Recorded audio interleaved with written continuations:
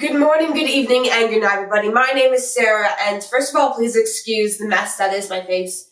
I am recovering from a real nasty cold, and I literally put off filming until, the very last second. So, panic film before my midterms, because that's exactly what I need to do. Anyways, I needed a chill video this week, so I'm just doing a Harry Potter book tag. I love Harry Potter. Just got done with a Harry Potter readathon last month, and I figured it's just the perfect time to do this.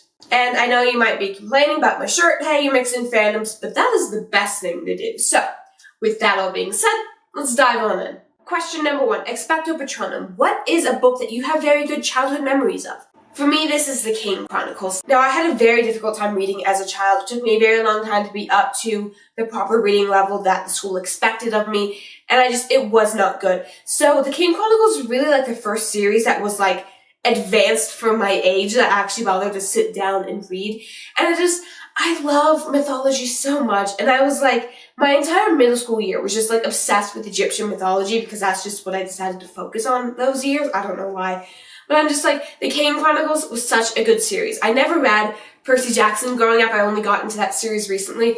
But the Kane Chronicles was just so cool and interesting. And I loved it so much. Question number 2, Expelliarmus. What is a book that took you by surprise? For me, this is Carry On. I did not expect to like this book at all. I knew it was sort of like a Harry Potter parody. I knew it was gay. I knew it was romance. I knew it was kind of the chosen one trope. And I wasn't really expecting to like it too much. I knew it was a really well-loved series on BookTube, though. That's why I picked up the first book. And I just fell in love with it. It took me such a short amount of time to read it. Back when I first started BookTube, it took me forever to read a book. And I just tore through this one. It was just absolutely amazing. And book 2 just came out. I went out and bought it the day it was released. And I'm so excited. I cannot wait to read this. But of course, like I mentioned, I have midterms this week. So I have to put off reading this. But I'm so excited. And it has beautiful art on the inside, and I can't show you guys, but it's so pretty. Oh my god, I cannot wait to read this. Okay, but yeah, the first book, Carry On, amazing. Book 2, I just cannot wait. Question number 3, Prio and Contentio. What is the last book that you read? Actually, the last book that I finished was Every Tool's a Hammer by Adam Savage. Mythbusters was such a huge part of my life growing up. It meant so much to me, and I finally got around to reading Every Tool's a Hammer. I got it from my library, the audiobook, but it finally came in. It took me so long. The waitlist was literally 16 weeks. I'm ugh. But it was so good and so interesting. Adam, he's a maker, he's a builder, he's a cosplayer, and while this is mostly focused on, making as in, building and hammering and stuff, it does deal with more making as in cosplaying and, just construction in general. And, I'm a cosplayer. I think it's just amazing, and I finally read it, and I'm just yes! Adam Savage, truly, idol. Amazing person. I'm just so excited that I read this book, and it was great, and I'm I never read nonfiction, and this one was just great. Question number 4, Alohomora. What is a book that introduced you to a genre you weren't really considering before? For me, this is Let's Talk About Love. This is contemporary romance. I do not like contemporary romance. I do not like it at all. I don't like contemporary, I don't like romance. But just the way that this dealt with modern issues, biromantic asexual black girl going to college. You never read books about that. And I'm just I was really looking for asexual characters in books. I get it, only 1% of the population is asexual, but do you know how big 1% is? How many people are on the earth, and 1 in 100 people just don't have sexual interest in people? There's a lot. And I used to never see that in books, but I found Let's Talk About Love, and it just introduced me to the whole, idea of finding asexual characters, and, the fact that contemporary romances can actually be decent, and that's also introduced me later on to Red, White, and Royal Blue, which I would never have read if I didn't have the background of contemporary romance, of queerness in, from that book, and I'm just yes! It works. And while neither of those books are without flaws, they're generally enjoyable. And if you like contemporary romances or you want to give them a try, I would recommend those 2 books. They're just great. Question number 5, Ridiculous. What is a funny book that you've read? For me, this is definitely Magnus Chase. The entire Magnus Chase series, It was so good. It was so funny. I'm just, okay. Again, the first book I read of Rick Riordan's book was the Kane Chronicles. And then I read Magnus Chase back in like senior year of high school. Great, funny, hilarious. I actually have a reading vlog. I read the first book while I was at a theater festival and just kind of vlogged my experience of reading it while, trying to be a character in a show. And it was great. I loved it so much. And it was so good. And I loved it so much. And I'm just, okay, like you guys, the humor in this book is amazing. And it has the chapter titles, which I know a lot of people were missing from the first, Percy Jackson series. And I just, I love the trope of the main character dying on page 2. Why is that a trope and why do I love it so much? Okay, but seriously, it was so funny. I loved it. Words aren't working in my brain right now, so I can't, express, how amazing this book is, but it really is. Question number 6, Saurus? I never actually learned how to pronounce the spell. What is a book that you think everyone should read? Now, originally when I wrote down the answers for, this tag, I put Stainless Steel Rat, which I think is an amazing, great, older sci-fi series, but, I finished Molokai not too long ago, which is a great historical fiction book about the leprosy outbreak in Hawaii, and it's so fascinating, so interesting, and I love it so much, and I'm again, historical fiction, it's not a genre I normally like, but it's amazing, and it's so good. This also, and Dear Mrs. Bird, another great historical fiction that not enough people talk about. It's just, you guys need to read these. They're so good. Dear Mrs. Bird is a World War II historical fiction taking place in Britain. Our main character, Emily Lake, wants to be a war correspondent, a journalist that deals with the war, and ends up accidentally taking a job at a female magazine answering questions.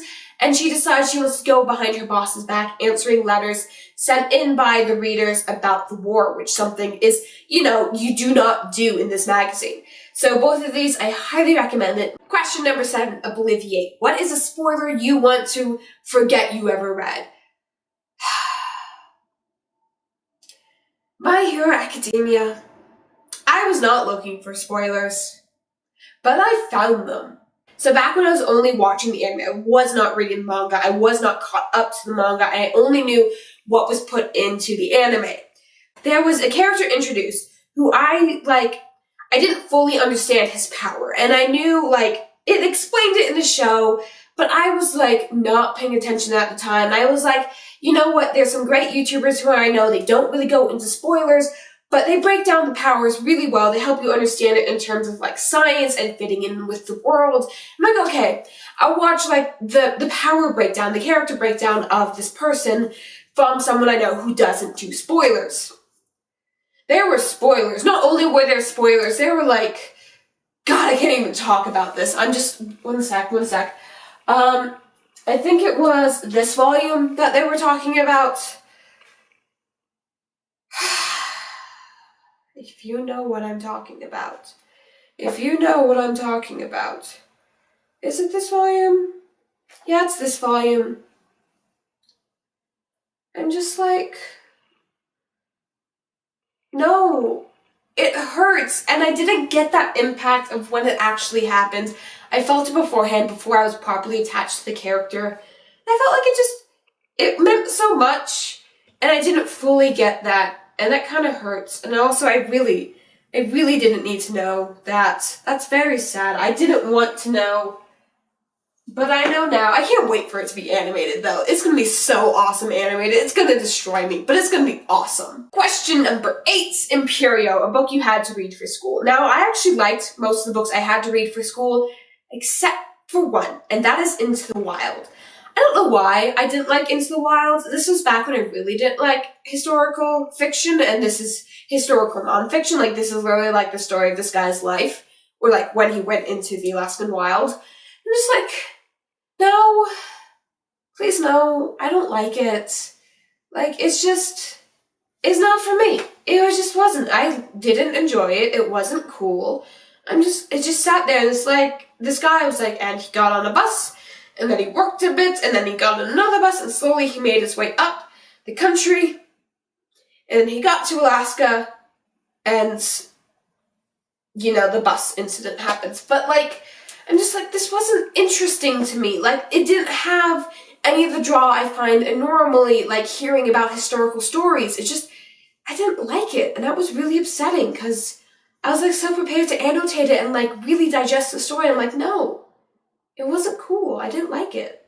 Question number 9, Crucio, a book that was painful to read. Now, this will forever be my answer because I'm forever spiteful about it, and that is the Everything Box. Oh boy, The Everything Box was one of the first books I read on this channel, if not the first book. And I was loving the first half. It was so amazing. The Everything Box is about the story of a bunch of different people trying to find this box that basically contains the apocalypse. One group thinks it's going to summon their deity. One group is like a thief and a heist group, which I love stories about thieves and heists. And one group is just trying to stop the apocalypse. And I'm just like, it was so fascinating, and I love the humor, and I love, like, the way the characters' stories were interacting. And that just kind of fell apart in the second half of the book. It just kept dragging on. The humor got really stale. The way that they introduced different aspects of the story to each other just felt flat. It was really awful. And I'm like, you gave me hope. And that is the worst thing that you can do, is give me hope. Do not do that.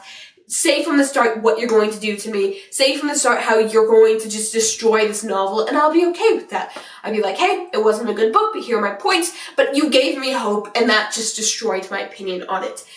It wasn't... I liked the first half, and that's what made the second half so awful. Because I wanted it to be as good as the first half. And maybe the second half wasn't really that bad. But because I wanted it to be the way I thought it was in the first half, it was literally the worst thing. And I am forever on this list of maybe this is the worst book I've ever read because it gave me hope. And I will never be over that fact. And it does not deserve this much spite in me, but I'm giving it because...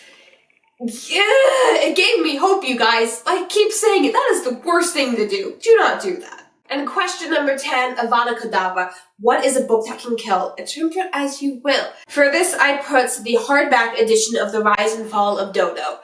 This book is massive. It is going on 1,000 pages. It is heavy. It is lethal. Like, I made a joke about it in one of my TikToks before about, like, you could use this as a weapon. It is terrifying, and I haven't read it yet, but I'm so excited to, and literally I'm like, one day, I am like scared to pick this book up, because I will drop it on my foot, and I will break my foot. So, yeah, Avada Kedavra, it will kill you. And that is the Harry Potter tag. Thank you guys all so much for watching. I will leave the original creator of this video down in the description, and while you're there, don't forget to hit like and subscribe. And as always, good night. Good evening, and good morning, everybody.